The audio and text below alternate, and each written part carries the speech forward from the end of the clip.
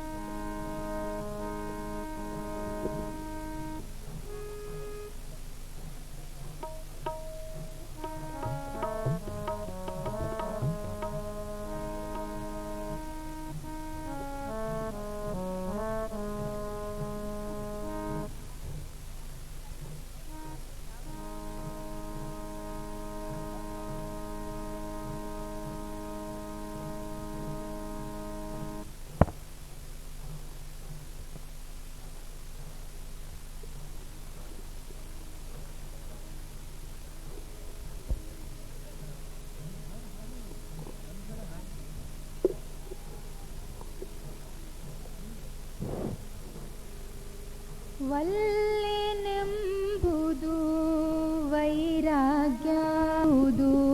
ಕಾಯಗುಣ ಒಲ್ಲೆನೆಂಬುದು ವೈರಾಗ್ಯ ಒಲಿವೆನೆಂಬುದು ಕಾಯಗುಣ ಆವ ಪದಾರ್ಥವಾದೊಡೇನು ಆವ ಪದಾರ್ಥವಾದೊಡೇನು ತಾನಿದ್ದೆಡೆಗೆ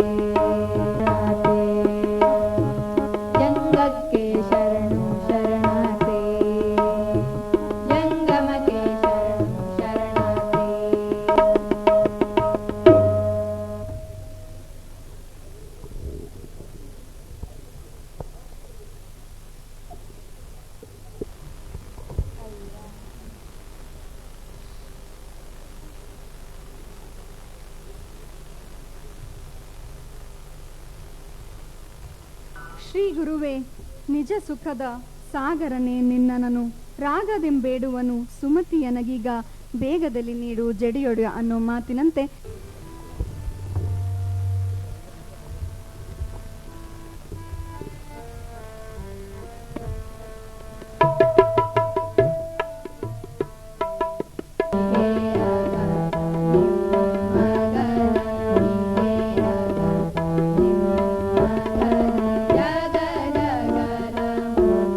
ಭದ್ರಪ್ಪನವರಲ್ಲಿ ವಿನಂತಿಸ್ಕೊಳ್ತಾ ಇದ್ದೇನೆ. ಈಗ ಶ್ರೀಯುತ ಅಲ್ಲಂ ವೀರಭದ್ರಪ್ಪನವರಿಂದ ಸ್ವಾಗತ ಭಾಷಣ.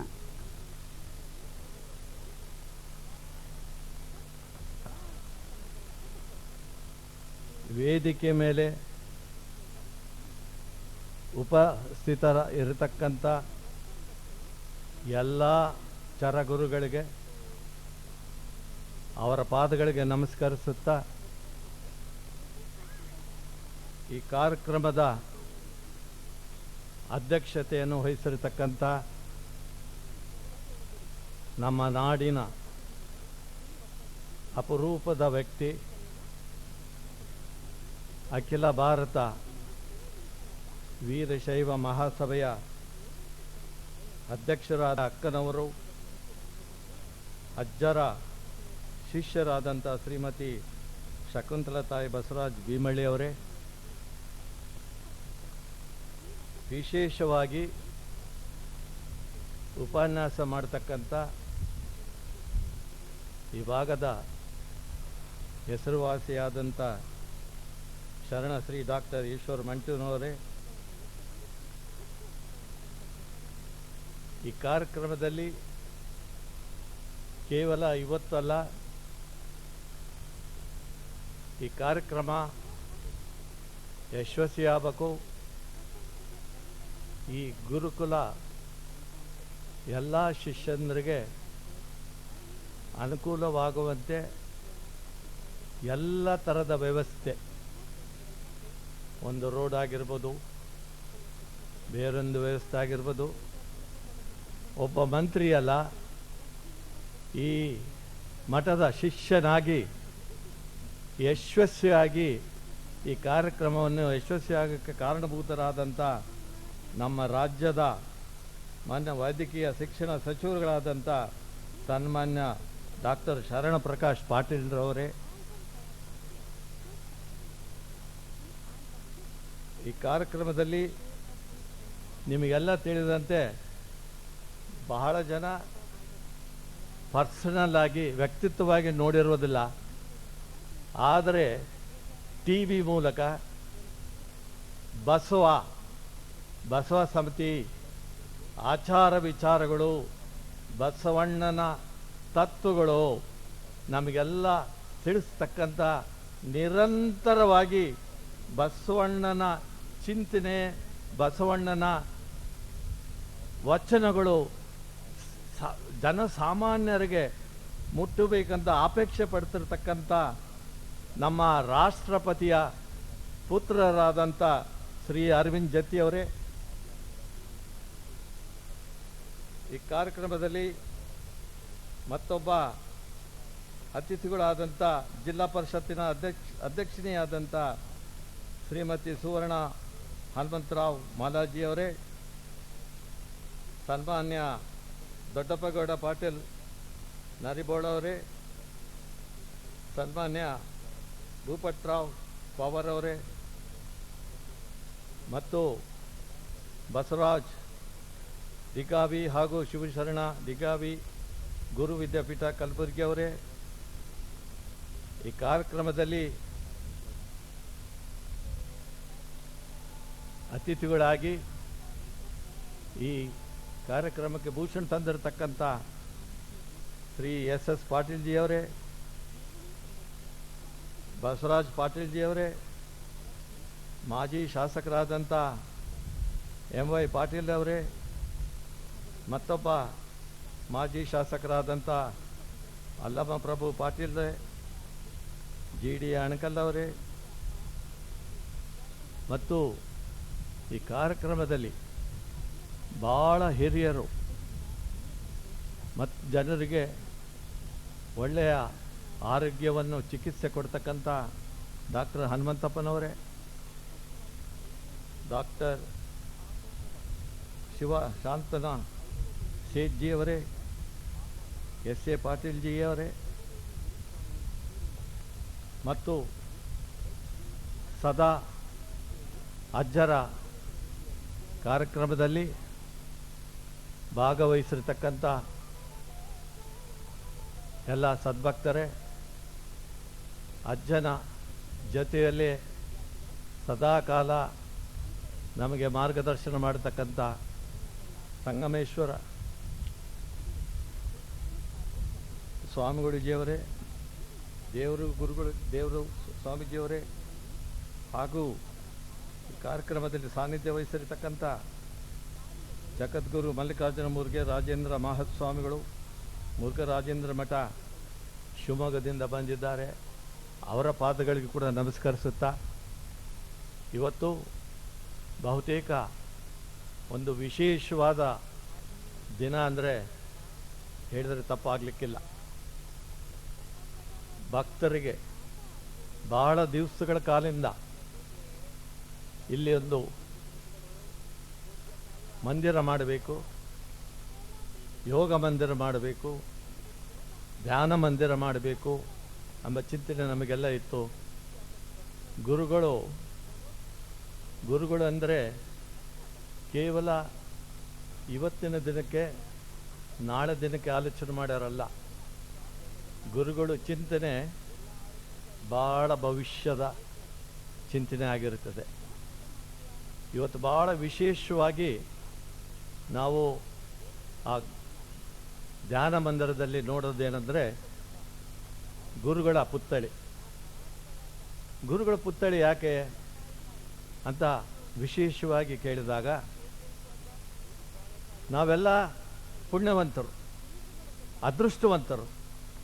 ಅವರ 75ನೇ ವರ್ಷದ ಹುಟ್ಟುಹಬ್ಬದ ದಿನ ನಾವೆಲ್ಲ ಭಾಗ ಆಗಿದ್ದೇವೆ. ಇವತ್ತು ನಮ್ಮೆಲ್ಲರ ಪುಣ್ಯ. ನಮ್ಮ ಎದುರಿನಲ್ಲಿ ಅವರು ಹಬ್ಬ ನಾವು ಆಚರಣೆ ಮಾಡ್ತಿದ್ದೇವೆ. ಅವರ ಹುಟ್ಟುಹಬ್ಬ ಅಲ್ಲ, 75 ವರ್ಷ. ನಮಗೂ 68, 69, 70 ವರ್ಷ ಇದ್ದಾವೆ. ಆದರೆ ಪ್ರಯೋಜನ ಏನು? ಆದರೆ ಅವರ 75 ವರ್ಷದ ತಪಸ್ಸು, ತ್ಯಾಗ, ನಿಷ್ಠೆ, ಪೂಜೆ ಇವತ್ತು ಸಮಾಜಕ್ಕೆ ಒಳ್ಳೆಯದಾಗಬೇಕಂತ ನಿರಂತರ ಚಿಂತನೆಯಿಂದ ತಮ್ಮ ದೇಹವನ್ನು ಒಂದು ಯೋಗವಂತರನ್ನಾಗಿ ಮಾಡಿ ಇವತ್ತು ನಮಗೆ ಮಾರ್ಗದರ್ಶನ ಮಾಡ್ತಿರೋದು ನಮ್ಮೆಲ್ಲರ ಪುಣ್ಯ ಅಂತಂತೇಳಿ ಹೇಳ್ತಾ, ಇವತ್ತು ಧ್ಯಾನ ಮಂದಿರ ಯಾಕಪ್ಪ, ಪುತ್ಲಿ ಯಾಕಪ್ಪ? ಇವತ್ತು ನಾವು ನೋಡಿದ್ದೇವೆ ಅಜ್ಜರ ಎಂಥವರು, ಎಂಥ ಮಹಾಪುರುಷರು, ಎಂಥ ತಪಸ್ಸುಗಳು ಎಂಬುದು ನಮಗೆ ಗೊತ್ತಿದೆ. ಆದರೆ ಮುಂದಿನ ಪೀಳಿಗೆಗೆ, ಮುಂದೆ ಬರತಕ್ಕಂಥ ಯುವಕರಿಗೆ ಅಲ್ಲಿ ಧ್ಯಾನ ಮಾಡೋ ಕಾಲಕ್ಕೆ ಧ್ಯಾನ ಮಾಡುವುದು ನಮ್ಮ ಮನಸ್ಸನ್ನು ಕಂಟ್ರೋಲ್ ಮಾಡಿ ಧ್ಯಾನ ಮಾಡಬೇಕಾಗ್ತದೆ. ಧ್ಯಾನ ಮಾಡೋ ಕಾಲಕ್ಕೆ ಕಣ್ಣು ಮುಚ್ಚಿಕೊಂಡಾಗ ಯಾವ ಟಿ ವಿ ನೋಡಬೇಕು, ಇವತ್ತು ಯಾವ ಟಿ ವಿ ಸೀರಿಯಲ್ ನೋಡಬೇಕು, ಯಾವ ಸಿನಿಮಾ ನೋಡಬೇಕು, ಯಾರ ಹತ್ರ ಜಗಳ ಆಡಬೇಕೆಂಬ ಚಿಂತನೆ ಇರ್ತದೆ.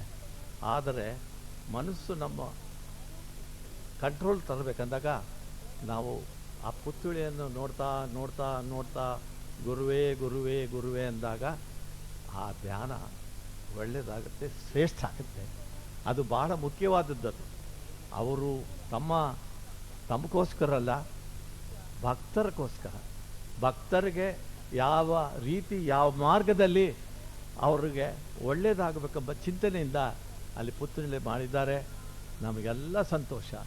ಅಲ್ಲಿರ್ತಕ್ಕಂಥವು ನೋಡಿದಾಗ ಇವತ್ತು ಸಮಾಜದಲ್ಲಿ ಏನೇನು ಆಗ್ತಿದ್ದಾವೆ, ಏನೇನೆಂಬುದು, ಅವ್ರ ಚಿಂತನೆ ಏನೆಂಬುದು ಅಲ್ಲಿರ್ತಕ್ಕಂಥ ಪದಗಳಲ್ಲಿ ನಾವು ನೋಡಬೇಕು. ವಿಶೇಷವಾಗಿ ಹುಡುಗರಿಗೆ ಸಂಸ್ಕಾರವನ್ನು ಕೊಡಿ ಅಂಬುದು ಭಾಳ ವಿಶೇಷವಾದದ್ದು. ಇವತ್ತಿನ ದಿನಗಳಿಗೆ ಅದು ಭಾಳ ಮುಖ್ಯವಾದದ್ದು. ಇವತ್ತು ಏನಂದರೆ ಗುರುಗಳು ಯುವಕರು, ಇವತ್ತು ಹುಡುಗರು ಸಣ್ಣ ವಯಸ್ಸಿನಲ್ಲಿ ಸಂಸ್ಕಾರ ಹೊಂದಿದ್ರೆ ದೊಡ್ಡರಾದ ಮೇಲೆ ಅವರು ನಿಜವಾಗಿಯೂ ತಪ್ಪು ದಾರಿ ಹಿಡಿದು ಸಮಾಜದ ಚಿಂತನೆಗೆ ನಾವೇನು ದೊಡ್ಡವರಿದ್ವಿ ನಮ್ಮನ್ನು ಬಿಟ್ಟು ಅಗಲುತ್ತಾರೆಂಬುದು ಇದು ಸರ್ವಸಾಧ್ಯ, ಇವತ್ತು ನಿಶ್ಚಯ ಅಂತ ಹೇಳ್ಬೋದು ನಾವು.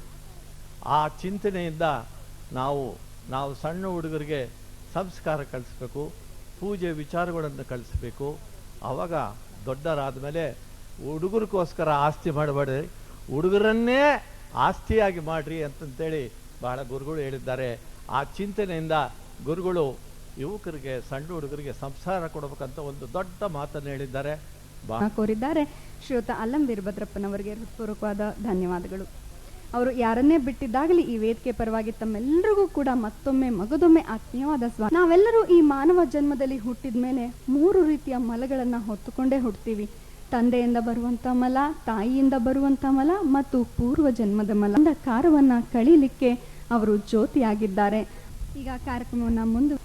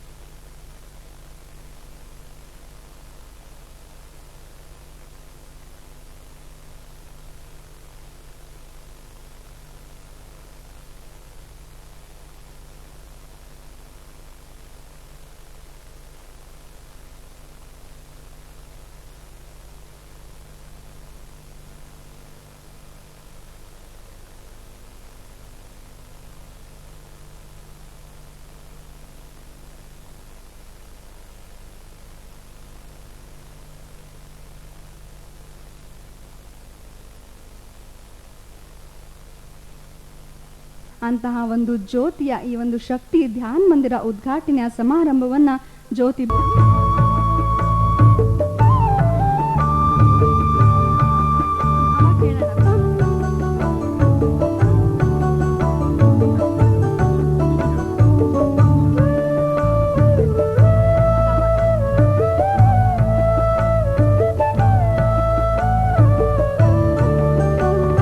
ಬಹುದಿನಗಳಿಂದ ಮೈಮರೆವೆಯಿಂದ ಕೂಡಿರುವ ಕೊಳೆಯ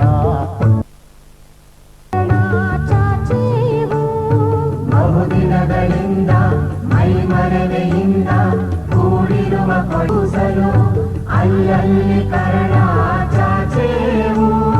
ನಡುನಾಡು ಇರಲಿ ಗಡಿನಾಡು ಇರಲಿ ಕನ್ನಡದ ಕಳೆಯ ಕೆಚ್ಚೇವು. ನಡುನಾಡು ಇರಲಿ ಗಡಿನಾಡು ಇರಲಿ ಕನ್ನಡದ ಕಳೆಯ ಕೆಚ್ಚೇವು.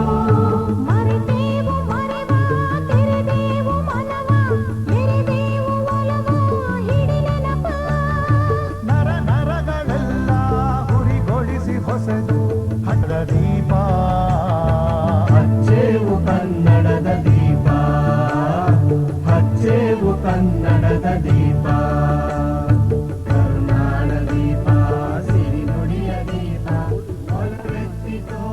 ಈ ಮುಂದಿನ 5 ನಿಮಿಷಗಳ ಕಾಲ ತಾವೆಲ್ಲರಿಗೂ ಈ ಒಂದು ಧ್ಯಾನದ ಪ್ರಾತ್ಯಕ್ಷಿಕೆಯನ್ನ ಮಾಡಲಾಗ್ತದೆ.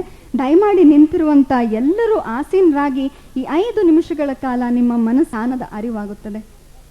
ದಯಮಾಡಿ ವೇದಿಕೆಯ ಬಲಭಾಗದಲ್ಲಿರುವಂತ ಎಲ್ಲ ಅಣ್ಣಂದರು ದಯಮಾಡಿ ಆಸೀನರಾಗಬೇಕು. ಇಲ್ಲಿ ಕಾರ್ಯಕರ್ತರು ಬಿಟ್ಟು ಇನ್ಯಾರು ದಯಮಾಡಿ ನಿಂತು ಒಂದು ಸಂಕಲ್ಪವನ್ನ ಮಾಡ್ತಾ ಎಲ್ಲರೂ ಕೂಡ 5 ನಿಮಿಷಗಳ ಕಾಲ ಧ್ಯಾನವನ್ನ ಮಾಡೋಣ. ಓಂ ಶ್ರೀ ಗುರುಭ್ಯೋ ನಮಃ.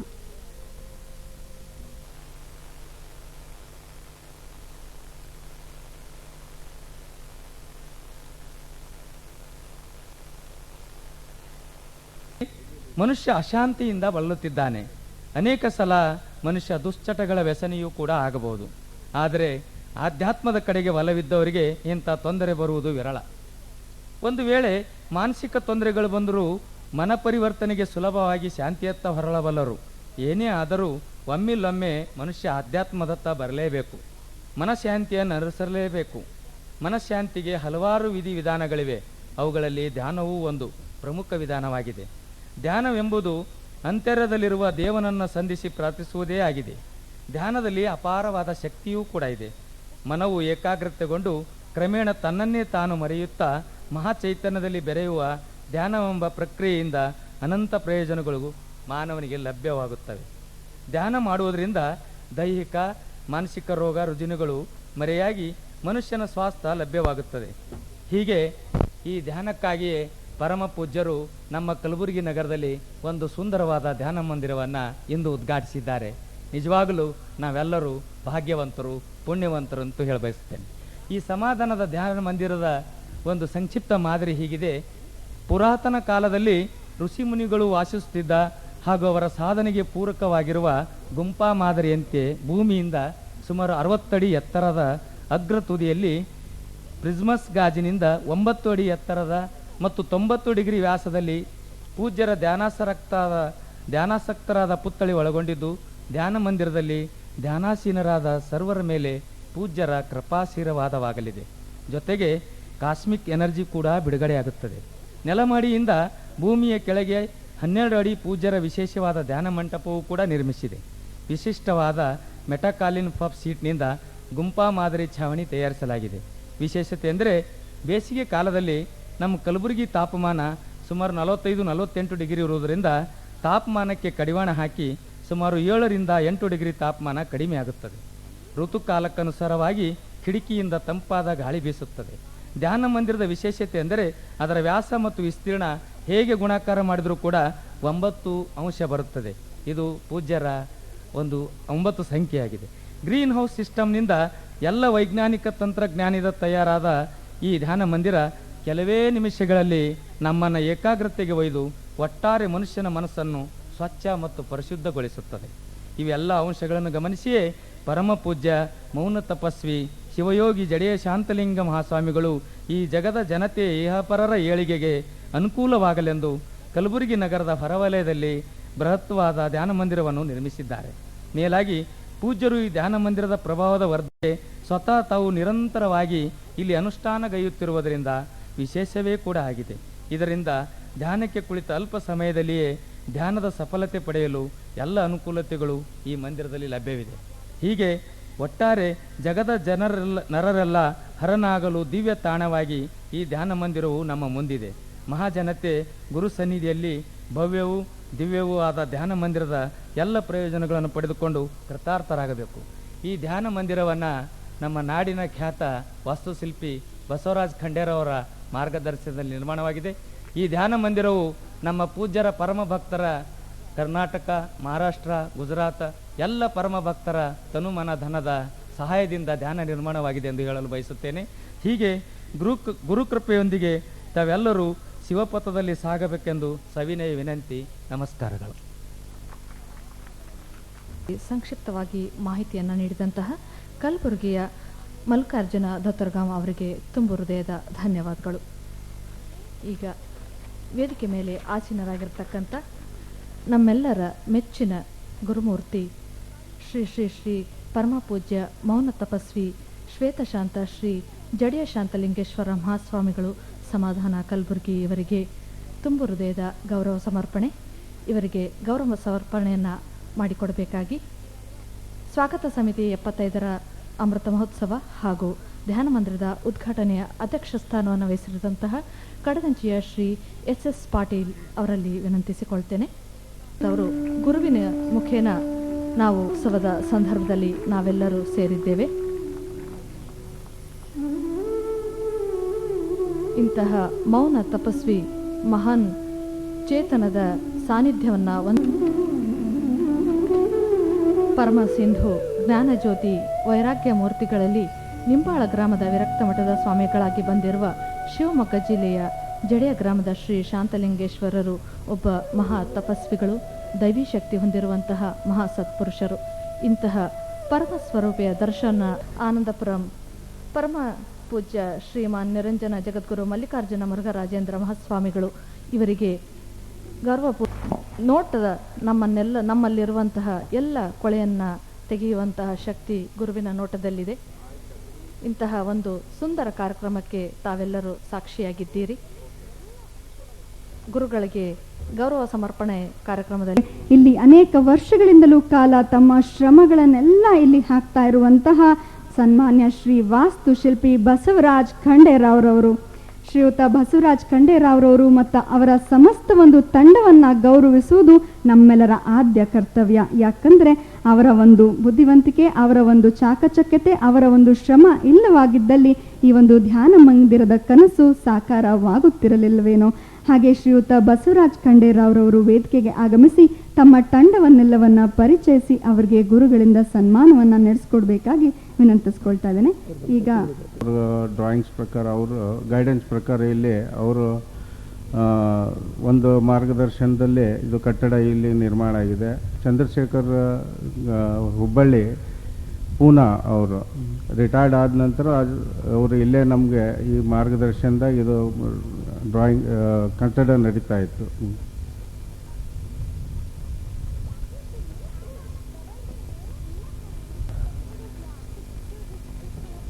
ಬಸವಣ್ಣವರು ಶರಣರ ಸದಾ ಸೇವೆಯಲ್ಲಿ ರಿಟೈರ್ಡ್ ಆದ ನಂತರೂ ಸೇವೆಯಲ್ಲಿ ಇದ್ದ ಒಬ್ಬ ಖ್ಯಾತ ಇಂಜಿನಿಯರ್ ಆದ chief engineer, retired chief engineer Shri Basavaraj Gadwal ಅವರು ವೇದಿಕೆ ಬರಬೇಕು. ಅವರ ಈ ನಮ್ಮ ಕರ್ನಾಟಕ ಮತ್ತು ಮಹಾರಾಷ್ಟ್ರದಲ್ಲಿ ಚೀಫ್ ಟೆಕ್ನಿಕಲ್ ಅಡ್ವೈಸರ್ ಅಂತ ಅವರು ಈಗ ಸೇವೆ ಸಲ್ಲಿಸ್ತಾ ಅವರು ನಮಗೆ ಇಲ್ಲೆಲ್ಲ ಭಾಗಿಯಾಗಿದ್ದಾರೆ. ಬಸವರಾಜ್ ಗದ್ವಾಲ್ ಸರ್ ಅವರು.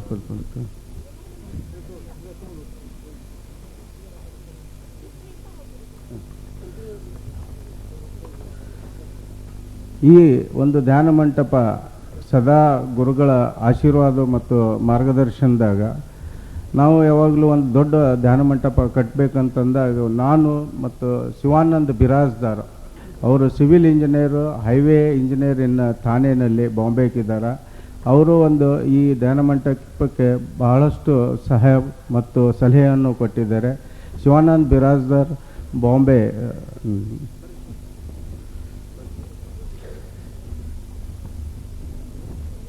ವಾಸ್ತುಶಿಲ್ಪಿ ಒಬ್ಬರದಿಂದ ಈ ಧ್ಯಾನ ಮಂಟಪವನ್ನು ಆಗಿಲ್ಲ.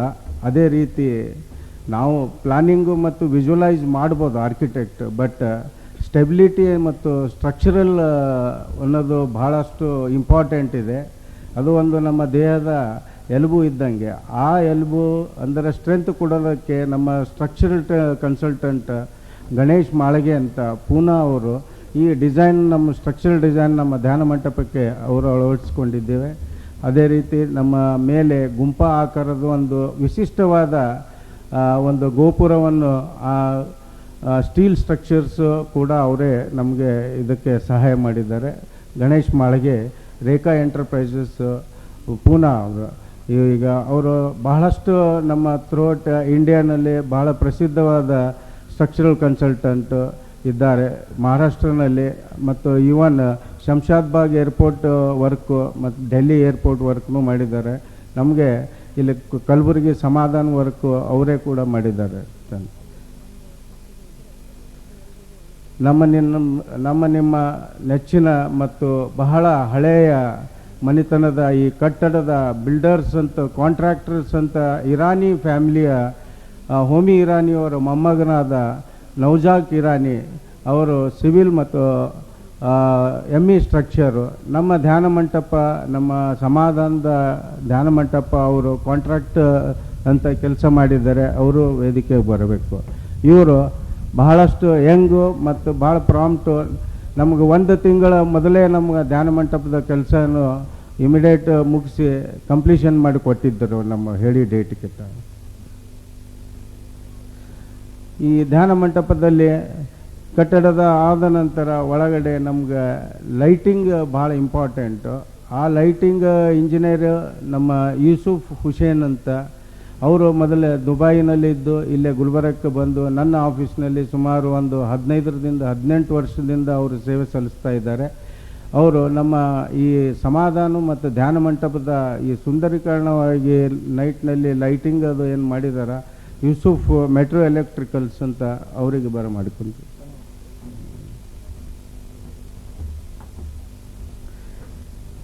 ಸಿದ್ದು ಪಾಟೀಲ್ ಅಂತ, ಸದಾ ನಮ್ಮ ಪೂಜ್ಯರ ಸೇವೆಯಲ್ಲಿ ಇರುತ್ತಾ, ಹಾಗೆ ಧ್ಯಾನ ಮಂಟಪದ ಎಲ್ಲ ಸಿವಿಲ್ಲು ಮತ್ತು ಫ್ಲೋರಿಂಗ್ ವರ್ಕು ಮಾರ್ಬಲ್ದೇನು ಮಾಡಿದ್ದಾರೆ. ಅವರು ಸಿದ್ದು ಇಷ್ಟು ಡೆಡಿಕೇಟೆಡ್ ವರ್ಕರು ಒಂದು ನಮ್ಮ ಧ್ಯಾನ ಮಂಟಪಕ್ಕೆ. ಅವರು ವರ್ಕರ್ ಅಂತಲ್ಲ, ಒಬ್ಬ ಸೇವಕನಾಗಿ ಇಲ್ಲಿ ವರ್ಕ್ ಮಾಡ್ತಾ ಇದ್ದಾನೆ. ಸದಾ ಧ್ಯಾನ ಮಂಟಪದ ಸಿವಿಲ್ ವರ್ಕ್ ಅಲ್ಲದೆ ನಮ್ಮ ಪೂಜ್ಯರ ಗುರುಗಳಿಗೆ ಬೆಳಗ್ಗೆ 5 ಗಂಟೆಗೆ ಆಕಳದ ಹಾಲುವನ್ನು ಪೂಜೆಗೆ ತಂದು ಅವನು ಕೊಟ್ಟು ಈ ಧ್ಯಾನ ಮಂಟಪ ಕೆಲಸನೂ ಮಾಡ್ತಾ ಇದ್ದನು. ಇಷ್ಟೊಂದು ಶ್ರದ್ಧೆಯಿಂದ ಆತ ವರ್ಕ್ ಮಾಡಿದ್ದಾನೆ. ಸಿದ್ದು ಪಾಟೀಲ್, ಮಹೇಶ್ ಮತ್ತು ಅಂಬು ಅನ್ನೋರು ಪೇಂಟಿಂಗ್ ಕೆಲಸ ಮಾಡಿದ್ದಾರೆ, ಬರಬೇಕಂತ. ವಿಜಯ್ ಪುರೋಹಿತ್ ಅಂದ ನಮ್ಮದೆಲ್ಲ ಸ್ಟೀಲ್ ವರ್ಕ್, ಇದಕ್ಕೆ ಹೈದ್ರಾಬಾದ್ದವರು ಈ ನಮ್ಮ ಧ್ಯಾನ ಮಂಟಪದ ಎಲ್ಲ ಸ್ಟೀಲ್ ವರ್ಕ್ ಮಾಡಿದ್ದಾರೆ ಅವರೊಂದು. ಈ ಧ್ಯಾನ ಮಂಟಪದ ಕೆಲವೊಂದು ಎಲ್ಲ ವರ್ಕ್, ಸಿವಿಲ್ ವರ್ಕ್ ನಮ್ಮ ಸಮಾಧಾನದ ಚಂದ್ರಶೇ ಅಂತ ವರ್ಕ್ ಮಾಡಿದ್ದಾರೆ. ಅದೇ ರೀತಿ ನಮ್ಮ ಧ್ಯಾನ ಮಂಟಪ ಸಿವಿಲ್ ವರ್ಕ್ ಸಂಗಡಿಗೆ ನಮ್ಮ ಈ ನಿಸರ್ಗಕ್ಕೆ ಹೊಂದಂಗ ನಮ್ಮ ಗಾರ್ಡನಿಂಗ್, ಲ್ಯಾಂಡ್ಸ್ಕೇಪ್ ಡಿಸೈನಿಂಗು ನಮ್ಮ ಬಿರಾದಾರ್ ಅಂತ ಗಾರ್ಡನ್ ಬಿಜಾಪುರದವರು ಬಂದಿದ್ದಾರೆ, ಅವರಿಗೂ ಬರ ಮಾಡಿಕೊಡ್ತೀನಿ.